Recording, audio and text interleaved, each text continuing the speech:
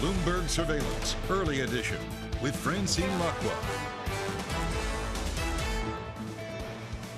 Good morning. Welcome to Bloomberg Surveillance Early Edition. I'm Dani Berger in London, in for Francine. Here's what's coming up on today's program. U.S. President Biden and House Speaker McCarthy expressed confidence that Congress will pass their debt ceiling agreement in time to avert a devastating default. But U.S. equity futures and Asia stocks make only modest gains, a cautious welcome to the unfinished business in Washington. Plus, Turkey's President Erdogan seals victory to extend his 20-year rule, an outcome that appeared doubtful just weeks ago. It is holiday lightened trade today. The UK is off, the US will be off, and Denmark, Switzerland, a couple other countries also not trading. So yes, we are just ever so slightly higher on the stock 600. But again, volumes are going to be really light today. One sort of weird thing about the S&P futures session is that this will roll into Tuesday. So when you're looking at today, this is also technically Tuesday future trading session. So we're not going to get cash markets for equities, for treasuries. But of course, again, we have the futures read on both those. More buoyant thanks to what's happening in D.C. We'll get into that in just a bit. The lira is off today. It is weaker versus the dollar, down about 0.5%. Erdogan securing another term as president there. This last one, I'm just going to call it SBB. If I try to pronounce this Swedish landlord, I will definitely embarrass myself and offend a lot of folks in the country. So SBB, it has come under scrutiny as of late. Moody's downgraded its debt to junk because of all the floating rate debt they have in Sweden and the leverage debt tied to the housing sector. But it is up today. It's the best performing stock on the Europe 600, thanks to the fact that it said it's exploring strategic options. Those include a sale. The CEO, as you'd assume a CEO would be, was optimistic that they could get a better price than what it's currently trading at. It's down about 70% or more on the year. Now, let's talk about what's got this market a bit more buoyant today. What has its support? It's President Joe Biden and House Speaker Kevin McCarthy expressing their confidence that a debt deal will pass Congress in time to avert a catastrophic U.S. default. The weekend breakthrough followed weeks of talks. The agreement prevents the worst possible crisis, a default for the first time in our nation's history. An economic recession, retirement accounts devastated, millions of jobs lost. I strongly urge both chambers to pass that agreement.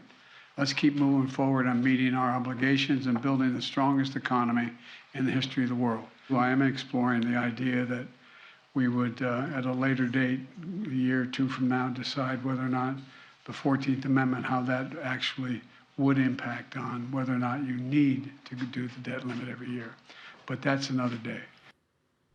Let's get more now with Bloomberg's Paul Dobson. Paul, deal in hand now. What are some of the key components of this? Yeah, hi there, Dani. Good morning. So obviously the most important component is that the debt seal will be suspended until January 2025. So assuming that it does pass, then that would be the last time that Biden needs to do it in this term as president. Of course, the flip side of that is that there are checks and balances that are imposed across the budget, some limits on discretionary spending, first and foremost, and then delving into the details a little bit more. Some allowance for spendings on defense, but not huge amounts, and some compromises over permissioning for energy projects and environmental projects as well. A bunch of different things all going into it. But I think, kind of the market takeaway, at least, Dani, is, no compromise is a good compromise unless everybody's upset with it in some way or another. So maybe, kind of like there'll be some sore losers out of it and that kind of thing. But at the same time, both sides say that they're confident that they'll be able to get the votes to see it through. And we haven't already heard cries of outrage in response as well. So maybe that's a little bit of a hint that we're on the right track with this and that it will be able to pass within the timeline that's required. I mean, the market may be interpreting it that they're not really any sort of losers, risk doing pretty well. But Paul, one criticism I've heard is that, okay, just because the deal's in hand, we can't ignore it. There are things like needing to refill the TGA at this point. Are markets just looking past all of that, or are there more some of these risks and potential landmines from here on out? Yeah, well, exactly that, right, Danny? So we're over this hurdle, but we're not kind of completely out of the woods in terms of the risks that are out there.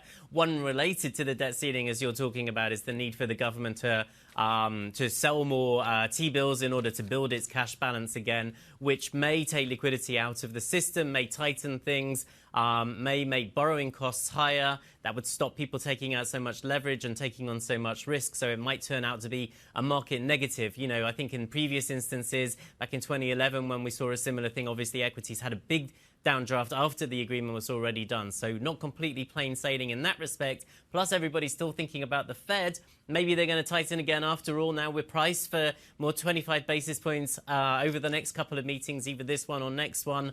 And, you know, kind of like adding in that extra tightening of liquidity and then also the fiscal support being taken away a little bit as well could lead to that tightness that we're already worried about, the slowdown in bank lending that we're expecting to come through in the second half of the year. Yeah, the market pretty much reversing all those 3 cuts that were priced in by the end of the year. Paul, thank you so much for that. That's Bloomberg's Paul Dobson. Joining us now is Doug Greenig, CEO and CIO at Florin Capital. Doug, really great to have you on the program this morning. Look, you have such a long history in systematic strategies, first at Man Group AHL and now, of course, at Florin Court. How are you thinking about the more fundamental macro overlays to a systematic strategy right now? If you have this headwind of the debt ceiling debate now, we're potentially past it. Well, I think there's good news on the debt ceiling, obviously, certainly relative to the alternatives. And I think the market is going to focus on bigger macro issues almost immediately. You know, I mean, you know from your job how extraordinary the news flow is, how much information. And we need to separate signal and noise. And the signal here is looking at real M2 and real M3. That's what gives you the picture about what's really happening in the economy. And there's an extraordinary contraction of liquidity taking place. And all that excess liquidity that the Fed provided and fiscal stimulus provided in 2020, 2021, early 2022, that's draining out of the punch bowl. William McChesney's Martin's famous punch bowl. It's draining out very quickly. And we're going to be hitting the wall, in my opinion, within 3 to 6 months. There's this other element, though, Doug, where the bears who say, OK, look at money supply. I mean, they've just gotten absolutely bulldozed. I mean, look at equity markets. When you have a theme like AI that's dominating everything, can you actually be bearish on an index level with that type of element at play? Because it would not have worked this year to be very bearish on the overall index. And it's not trending that way either, given NVIDIA. Oh, my statements about the money supply are statements about the economy and where we're headed. And of course, we had a large amount of excess liquidity coming into this period, and that has to be burned off in various ways, including inflation. When you take a look at stocks, it's important to look also at the S&P 493, okay, which is about flat this year. The gains at the index level are being driven by a few names, arguably, that are safe havens. Where do you go in an environment that will have mediocre growth? Well, you go to transformative businesses that will benefit, that are very solid, that are very large. And those top 7 performers, you know, all represent that kind of thing. But I'm not a stock analyst. I'm a macro guy. And what I'm saying about the money supply is we're in a situation where the excess liquidity that came into this period is being drained very rapidly, okay, by both inflation and tighter monetary policy. And in fact, so when does it, Doug? When is the period where it starts to bite? Because we have seen the consumer able to hold up in the U.S. When do you expect the money supply drain, the tightening liquidity, finally to show up in a consumer pocketbook who isn't willing to pay up for goods anymore? The answer would be 3 to 6 months, but it's already beginning to happen. It's not going to be a binary. You can also look at measures of excess household saving, which had reached in the United States $2 trillion. Okay. And that has been, we think, about 3/4 soaked away by inflation. So when you look at this, it all points to the end of this year as being a difficult period. But keep in mind, we're already seeing the effects in the more leading parts of the economy. When this inflation, for example, started up, you saw it first in the goods markets, okay? Things like used car prices, input costs, and so on. All of that stuff is showing disinflation now, if not deflation. It's dropping very, very hard away from the stickier service sector part of the economy. And so I would expect that I would expect that to show up in the service sector, and wages and so forth over the next year. But not everything moves at the same pace. You need to focus on the leading indicators, in my opinion. Okay, Doug, I'm afraid we're going to have to end it there. Thanks for joining us this morning. That's Doug Greenig, CEO and CIO at Florin Court Capital. Coming up, Turkey's president extends his record rule. We're live in Istanbul for the latest next. This is Bloomberg.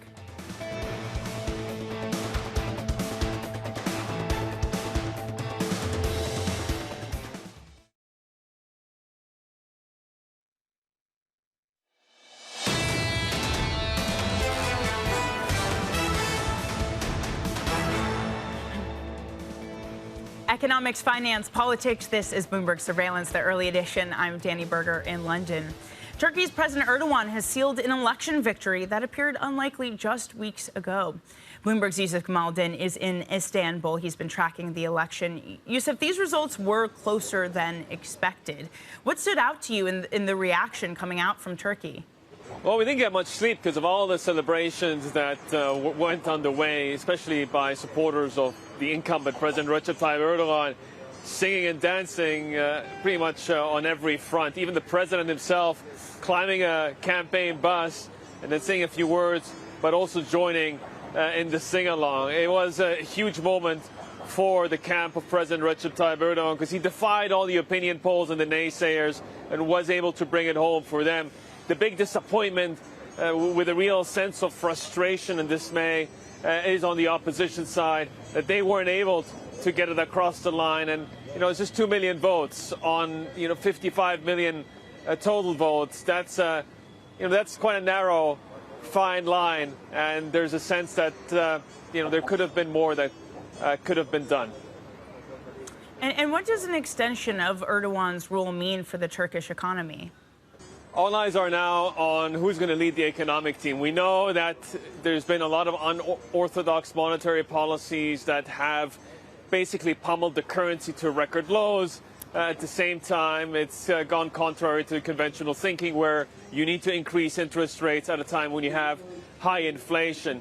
Our understanding is that maybe Mehmet Şimşek, who's well known to international investors, could make a comeback. Just moments ago, and you broke the story as well, we understand that by Friday, the government wants to move in terms of a new economic team unveiling. This was always going to happen quickly.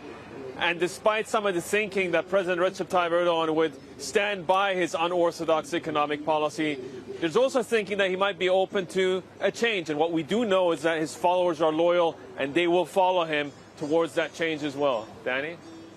And you've been having a lot of conversations out there with market watchers, with investors. What have they been saying in terms of what Erdogan can do to calm markets and encourage investments in the medium term? I mean, you see the stock market reaction at the moment. We're in excess of about 3.4% on the benchmark.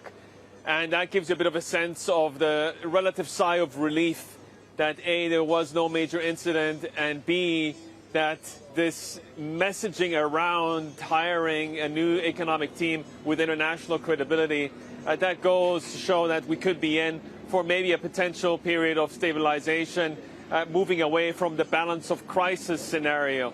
But at the same time, this is about ramping up Turkey's posture as a geopolitical force, and that independent role between East and West, not wanting to get tied into sanctions towards Russia, while also still playing a role within NATO. That's also going to be very important to watch as we get our heads around the wider consequences of the outcome, both domestically here on the ground and for investors and observers abroad. Dani?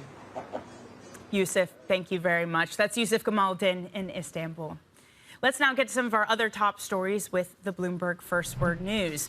And the Socialist Party of Prime Minister Pedro Sanchez looks poised to lose control of several key regions and cities in Spain's local elections.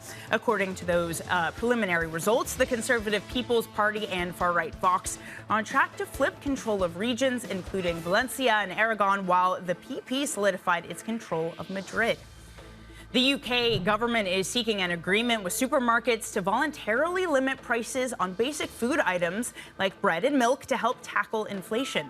Prime Minister Rishi Sunak has made reducing consumer price rises a centerpiece of government policy and has pledged to get inflation to 5% by the end of the year. The UK inflation rate has come in hotter than forecast for 3 months in a row. Profit at China's industrial firms kept falling for the first 4 months of the year, underlining cooling demand and deepening factory gate deflation. Industrial profits fell 20.6% in the January to April period from the same period last year. Falling profits are seen as weighing on sentiment and slowing business investment. And that is your First Word News. Coming up on the program, the big reveal, NVIDIA unveils a flurry of new AI products to cash in on the tech frenzy. We're going to have all the details still ahead. This is Bloomberg.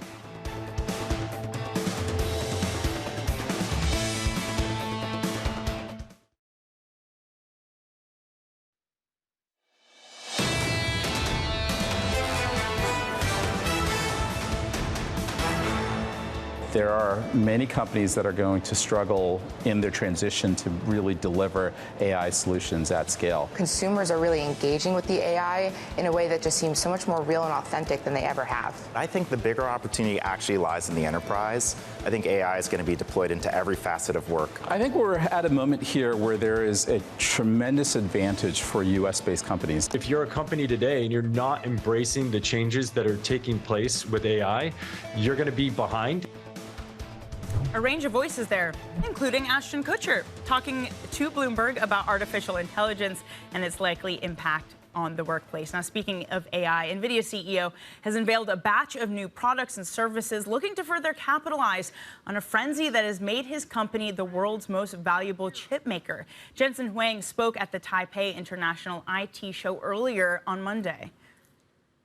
So every 2 years, we take giant leaps forward. And I'm expecting the next leap to be giant as well. This is the new computer industry. Software is no longer programmed just by computer engineers. Software is programmed by computer engineers working with AI supercomputers. These AI supercomputers are a new type of factory. In the future, every single major company will also have AI factories. And you will build and produce your company's intelligence.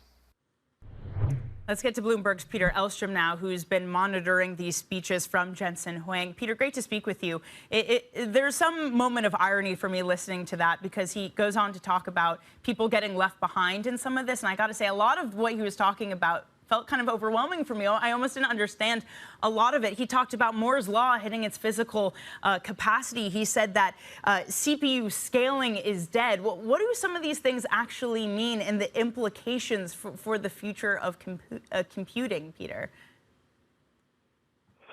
Just to step back a little bit, it was a tour de force from Jensen Huang. He spent 2 hours on stage at Computex, and he went through a bunch of new products that NVIDIA is bringing to market, everything from new advertising capabilities to a robotics platform, a reference design for people to use, and then also this supercomputer. But the point you're touching on is a very, very important one. He also argued that CPUs, the kind of processors that we've used from Intel and data centers for decades, really, is kind of running out of gas because Moore's Law can no longer live up to the expectations of computing power doubling so quickly. So companies are turning to GPUs, and he thinks Jensen thinks that plays to NVIDIA's strength in particular. He talks about how we're entering this new computing era where if people are going to embrace the potential of AI, they need to be able to have these new competing capabilities, and that's why he's bringing out such a huge swath of products. There have been a lot of questions about who's going to actually make money from AI. This generative AI, ChatGPT, gets a lot of attention, but who's going to make money? I'd say first in line is going to be the people who make the picks and the shovels, and that's NVIDIA. Yeah, Peter, it's so fascinating. I mean, listen, we could go on for hours about this, but we're just about out of time. Peter Elstrom there from the Bloomberg tech team. Of course, it's been a rip-roaring rally for NVIDIA. It had its earnings, which saw its shares move some 25% on the week, up just about that much. I mean, again, they're really positioning as the beneficiaries of this revolution. Now, coming up, speaking of AI, quiet please. French Open organizers turn to AI to help players from being served online abuse.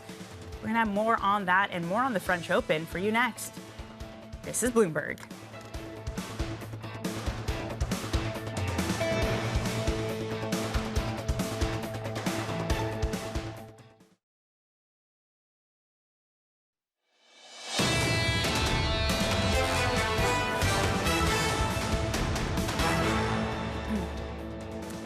U.S. President Biden and House Speaker McCarthy expressed confidence that Congress will pass their debt ceiling agreement in time to avert a devastating default. But U.S. equity futures and Asia stocks make only modest gains. Same with Europe, a cautious welcome to the unfinished business in Washington. Plus, Turkey's President Erdogan seals victory to extend his 20-year rule, an outcome that appeared doubtful just weeks ago. Good morning. Happy Monday. Welcome to Bloomberg Surveillance Early Edition. I'm Dani Berger in London. Now, let's go to France, where the French Tennis Open has returned to Roland Garros with the absence of 14-time winner Rafael Nadal, the main talking point before this year's contest began over the weekend. But that's not the only headache for organizers. After years of complaints, officials are now attempting to tackle online abuse aimed at players with the help of AI. Bloomberg's Caroline Conan explains.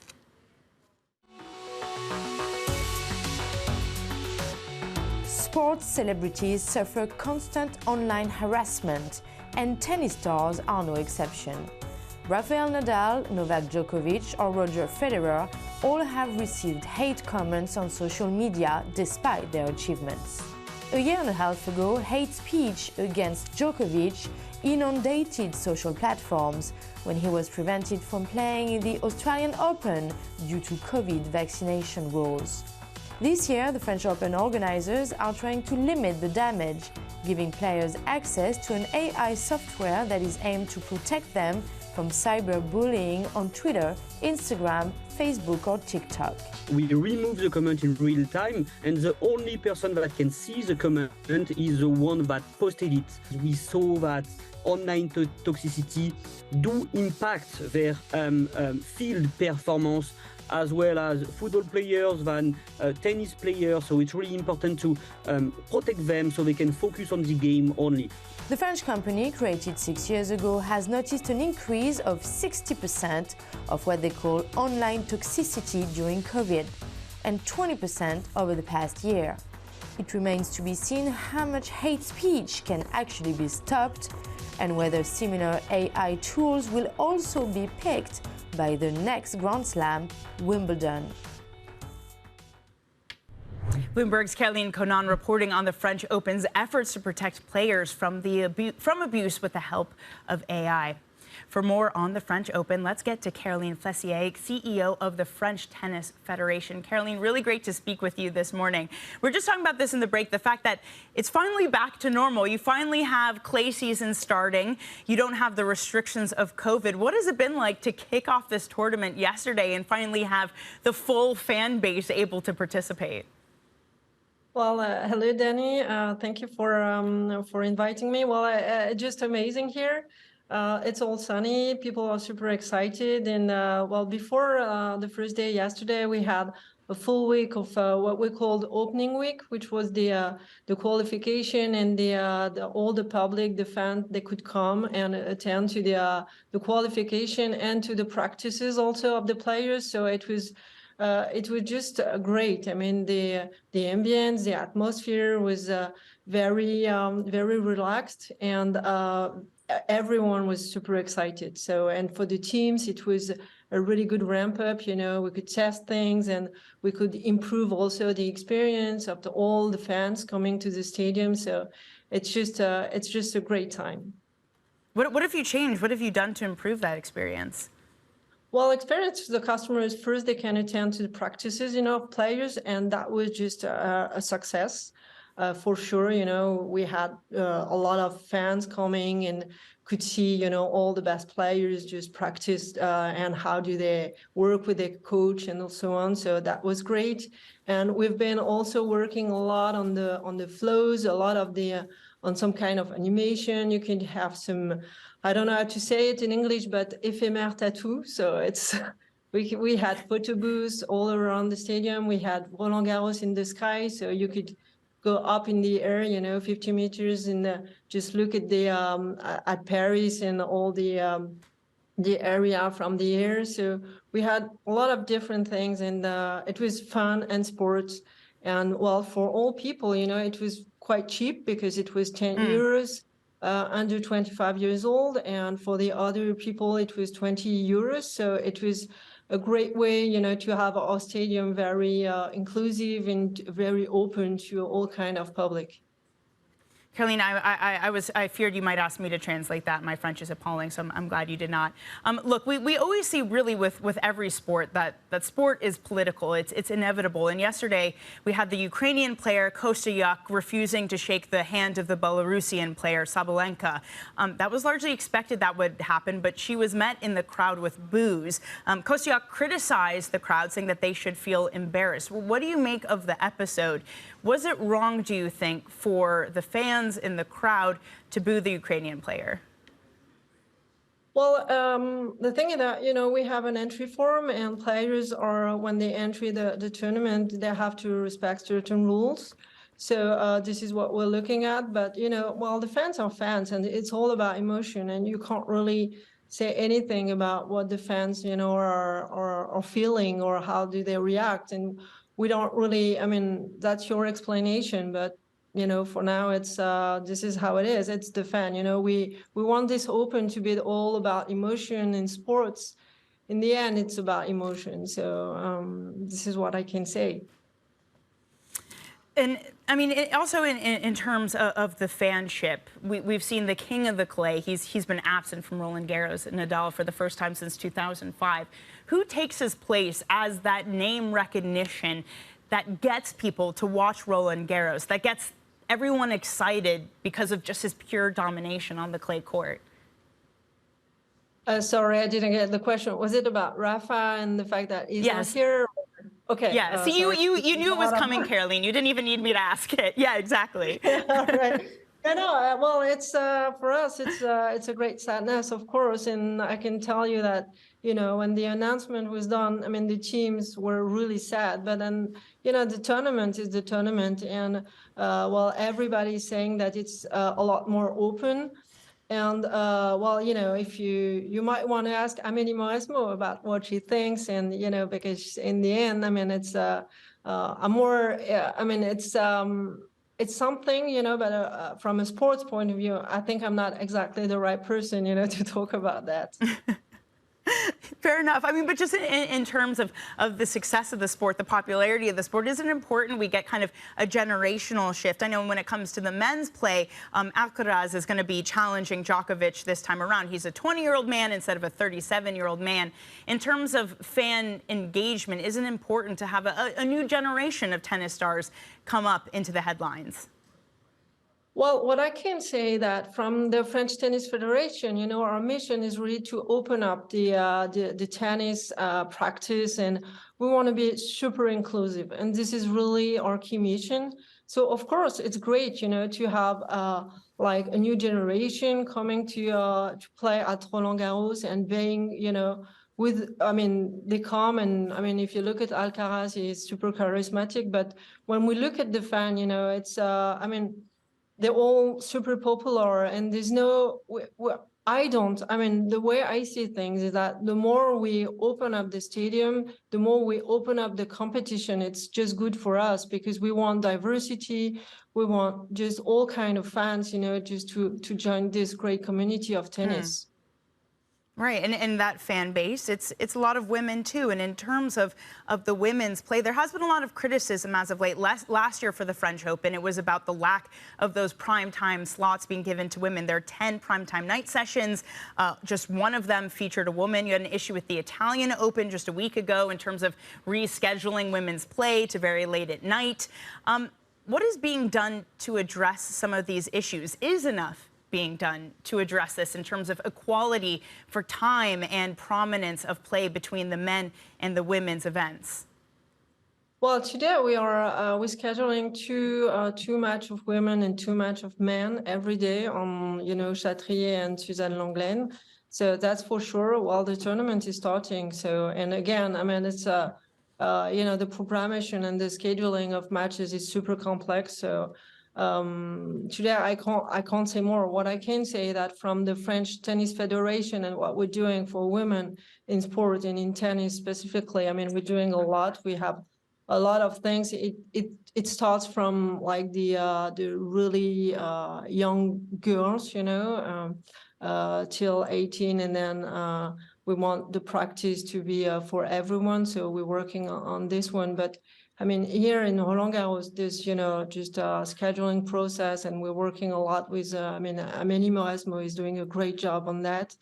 And well, what I can say today, it's the second day of the tournament, and today is going to be our first night session. But you know, we have two games of women and two games of men per day on Chatrier and Lenglen. And of course, gameplay kicks off in about 20 minutes time. So I think I should let you go, Caroline. I know it's going to be a busy day and a busy few weeks for you. Caroline Flaissier, CEO of the French Tennis Federation. Thank you so much for talking to us this morning. And coming up, the debt limit deal is done. Now it faces a test in Congress. We're going to have more on the weekend breakthrough and just what it means ahead. This is Bloomberg.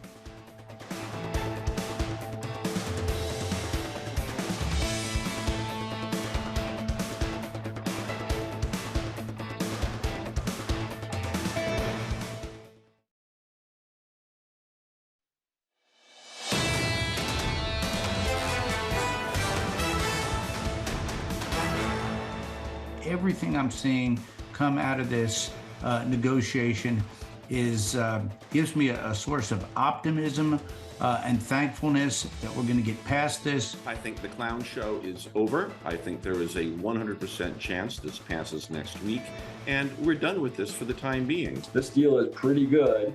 Not great, it's not perfect, but no deal ever is. So I think Democrats should be very satisfied with it. But I think it does. I think that global financial markets and economic watchers more broadly will be breathing a big sigh of relief. Obviously, when the US share market reopens on Tuesday, there's going to be a bit of uncertainty about whether it passes through Congress. So that's going to hold the market back a little bit. And I think that it's going to be a positive development, and it does ease some headwinds that were threatening that global recession. So a fair bit of optimism there over the debt ceiling deal and its likely impact on markets. For that market impact, let's get to Bloomberg's Paul Dobson. Paul, just remind us of the main elements of the deal that has those folks commenting there so optimistic. Yeah, hi there, Dani.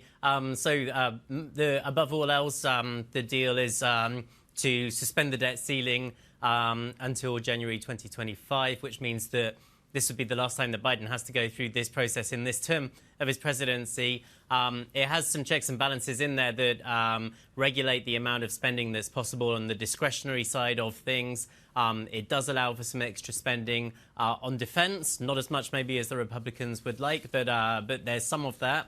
It has some permitting measures in there for fossil fuel energy projects as well as renewable energy projects. And, you know, and so on and so forth. But I think from what we heard from all those voices that you just played there, there's enough of a compromise in there that there's something for everybody kind of to keep them happy, probably something for everyone that they're less happy about as well. But on the whole, a compromise that it seems that there's enough confidence behind it that it can get passed. And that is giving everybody that sense of relief this morning. And now we move on to refilling the Treasury coffers. The U.S. cash pile around just under $40 billion. The TGA potentially another source of concern. Should it be a source of concern? What does it actually mean to refill that and its impact on markets and households? Yeah, well, what it means is billions of dollars worth of Treasury bill sales in order to raise the cash balance held by the government again. And in reality, that means, you know, kind of the sales mechanism is going to suck up some of the cash that's been floating out there in markets recently. It's going to require higher yields if you want to pull money away from the Fed's reverse repo facility, for example, and that may push up borrowing costs right across the short-term interest rate market, which in turn means basically it's more costly to borrow, so it's harder to put on leverage trades, so people may take on less risk as a result. A long way of saying it tightens financial conditions, Dani, and that's generally seen as a negative for markets. It may be seen as a supportive factor for the US dollar, but generally kind of like comes hand in hand with more of a risk-off vibe. And that may be part of the reason why we're only seeing a lukewarm reception to the deal today. Yeah, Bank of America says it's equivalent to 25 basis points worth of hikes. Paul, thank you so much for walking through all of it with us. Bloomberg's Paul Dobson there. Let's get to some of your top corporate stories now with the Bloomberg Business Flash. And the embattled landlord at the center of Sweden's property crisis says it may look to sell the company following a plunge in its share price. SBB has initiated a strategic review that could result in a full sale or disposal of business segments or certain assets. SBB's stock price is down some 90% from its 2021 peak. And European gas prices have plunged to their lowest level in 2 years, helping reverse a surge in inflation and bring relief to households. Benchmark Dutch futures have fallen for 8 straight weeks and are below 25 euros a megawatt hour. That's a level last seen in mid-2021 when Russia was just beginning to squeeze supplies before its invasion of Ukraine. Europe's gas stockpiles are also above average for the time of year. China's first locally manufactured passenger jet successfully has completed its maiden commercial flight. China Eastern Airlines flight MU-9191 flew from Shanghai to Beijing yesterday with 128 passengers. The debut marks a long journey for domestic plane maker Comac, which started developing the C919 in 2008. Boeing is said to be in talks to sell at least 150 of its 737 MAX jetliners to startup Riyadh Air. The new carrier, owned by Saudi Arabia's sovereign wealth fund, is looking to buy about 300 to 400 single-aisle jets. If confirmed, it would be the U.S. plane maker's second major deal in Saudi this year. And that's your Bloomberg Business Flash. Coming up, Spanish Prime Minister Pedro Sanchez's party suffers heavy losses in local elections. We're going to discuss what this means for his political future next. This is Bloomberg.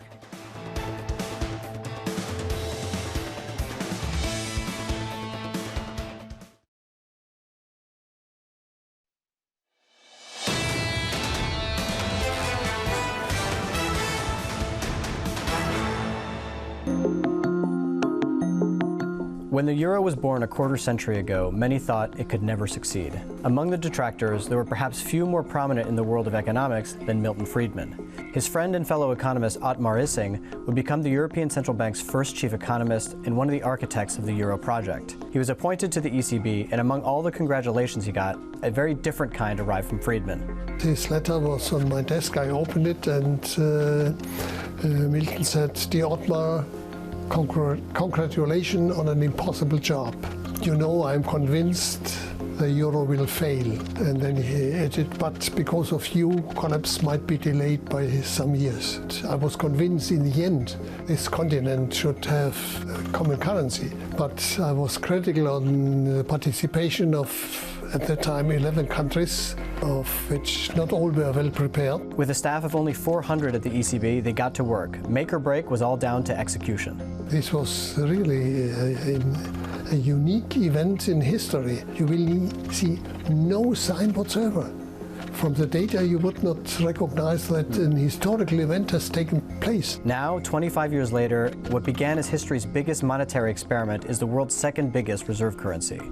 Issing was committed to make it work, and he knew the stakes. Not all Germans believe in God, but all Germans believe in the Bundesbank. To give up the DM and accept new common currency, the euro, was a deep break in German, not only monetary history, it was deep felt in society. It mattered much more than I had ever believed. The ECB has weathered many storms: global financial crisis, sovereign debt crisis, the pandemic.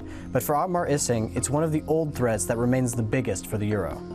The high debt in Italy, increasing debt in France, this has to be solved. Oliver Crook, Bloomberg, Frankfurt. Bloomberg's Oliver Crook looking at the beginnings of the ECB as the central bank marks its 25th anniversary. Now, in Spain, Prime Minister Pedro Sanchez's Socialist Party suffered heavy losses in the local election yesterday as the Conservative Popular Party, took control of several key regions and cities. Bloomberg's Alonso Soto joins us now from Madrid. Alonso, what does this mean for Sanchez's effort to win a new term? Well, it really complicates things for Sanchez. You know, Sanchez, I don't think anybody really predicted this in recent polls. He was really betting and relying on the far left to be able to form the same coalition that he has now by the end of the year. But now you're showing, you know, the results show a very strong PP, a very strong Popular Party that might be able to form an alliance with the far right, with the Vox Party, to be able to rule the country after 7 years. In terms of market reaction, Spanish equities, what are we seeing? Are we seeing any reaction to this? We're seeing the markets up across the board. You see banks up, you see some of the energy companies, you also see real estate companies. You have to bear in mind that the rest of Europe, it's on a holiday today, but I think that there is a sense from investors that somebody like Feijóo, who is the candidate of the Popular Party, he is more pro-business, he's more business-friendly than somebody like Sanchez, who has had a lot of run-ins with different companies. He has increased taxes on banks, on energy firms, to finance the fallout of the Ukraine war. And there is a lot of tensions in there with the business elite, between Sanchez and the business elite. Feijóo has been talking about trying to push legislation that will facilitate business, that will bring back more investment. So you will probably see a more laissez-faire type of government with Feijóo in power.